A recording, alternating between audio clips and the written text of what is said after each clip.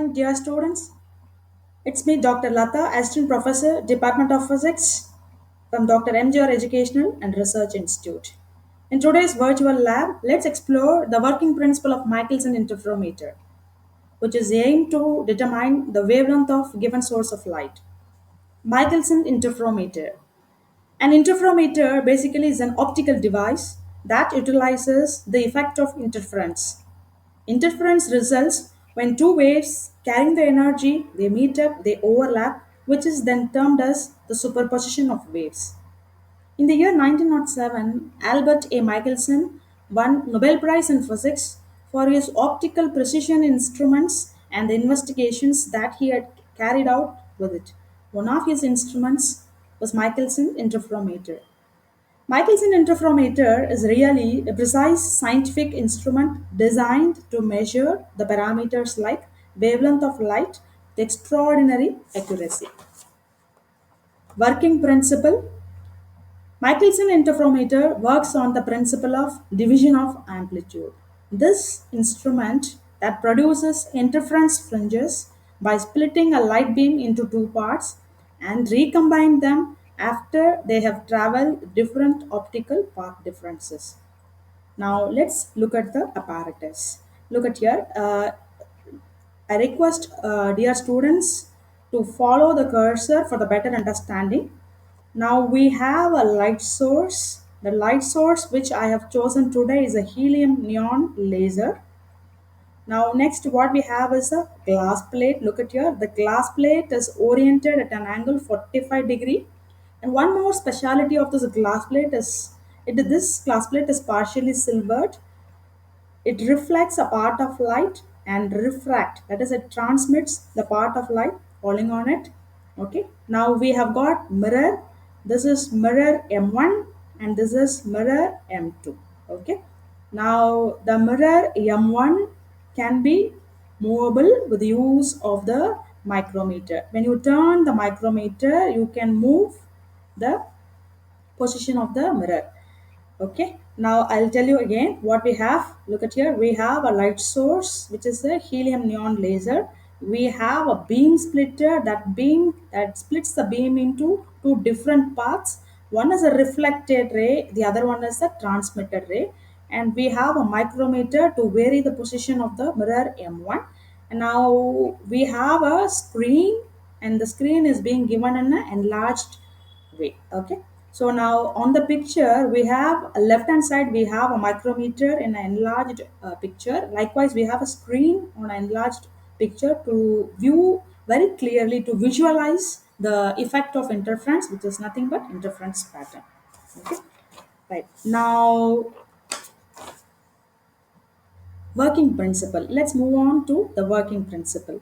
Now I'm going to switch on the laser light. Look at here. I'm going to switch on the laser light. Now as I switch on the laser light, what happens? The beam, okay, the beam from the laser source falls on the beam splitter. I request this dear students to follow the cursor for the understanding. Light from the laser source falls on the beam splitter, and the beam splitter has a capability to split the beam into reflected ray and transmitted ray. Okay, now the reflected ray travels in this path, it falls on the mirror and then it gets reflected back and reaches the beam splitter, whereas the beam which gets transmitted travels in this path, falls on the mirror M1 and then it gets reflected back, and this beam also reaches the beam splitter. Now at this point we have two beams, which is the reflected beam and the transmitted beam, both together combine, and we obtain an interference pattern on the screen, which is given in an enlarged view. Okay, right. Now look at here. This reflected ray has traveled two times into the glass plate. The glass plate will have certain thickness, so it has traveled two times into the glass plate, whereas the transmitted ray has traveled only one time. So there is a optical path difference has been produced. In order to equalize the optical path difference, we have to bring the glass plate. Now look at here. I'm bringing the glass plate in such a way the path difference between the reflected ray and the transmitter ray is equalized. Okay, so reflector ray also travels twice into the glass plate, and transmitted ray also travels two times into the two glass plates respectively. Okay, at last they arrive at the beam splitter, and we are able to see the fringe pattern being appeared on the screen. Now they have given you the two parameters that you can adjust for the glass plate. The thickness of the glass plate, look at here, I'm wearing the glass plate in such a way, thickness of the glass plate is being varied, and even the angle also you can vary the angle of rotation of the glass plate. Okay, now let's use interferometer to measure the wavelength of light. This can be obtained using the formula lambda equal to 2d divided by n, whereas d represents micrometer reading and n represents number of fringes. Now look at here.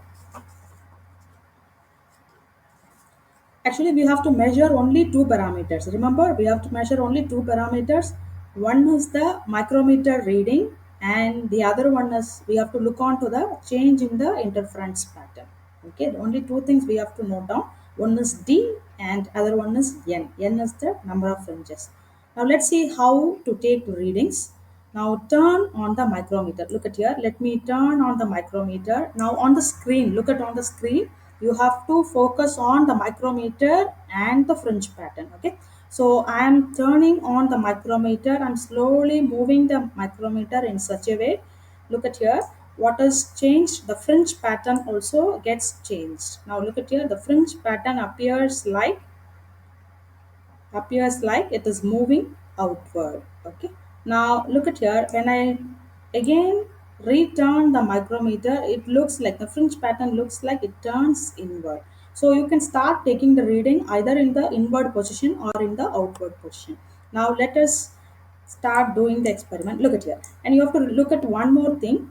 Now, as you move the micrometer, actually what happens? Now look at here. When you move the micrometer, actually we are changing the position of the mirror.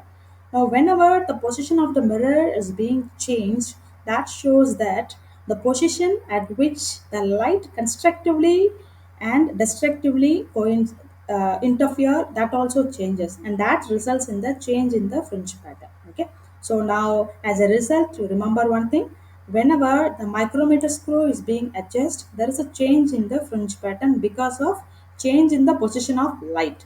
This change in the position of light is because of what? Change in the position of the mirror. Okay, right. Now if you look at the now let's focus on the fringe pattern. Look at here, there will be the change in the position of the fringe pattern. Now look at here, the fringe appears in this way. Now as I slowly turn the micrometer, the fringe pattern slowly varies, and it comes to the my identical position. This was my identical position.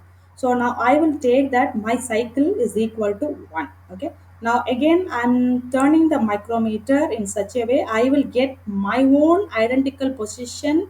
So here this is my identical position, this is my identical position. Now my cycle is equal to 2. Likewise, I'm moving the micrometer in such a way I have to get my own identical position. Okay, so this is my identical position. So now I will take the number of cycle is equal to 3.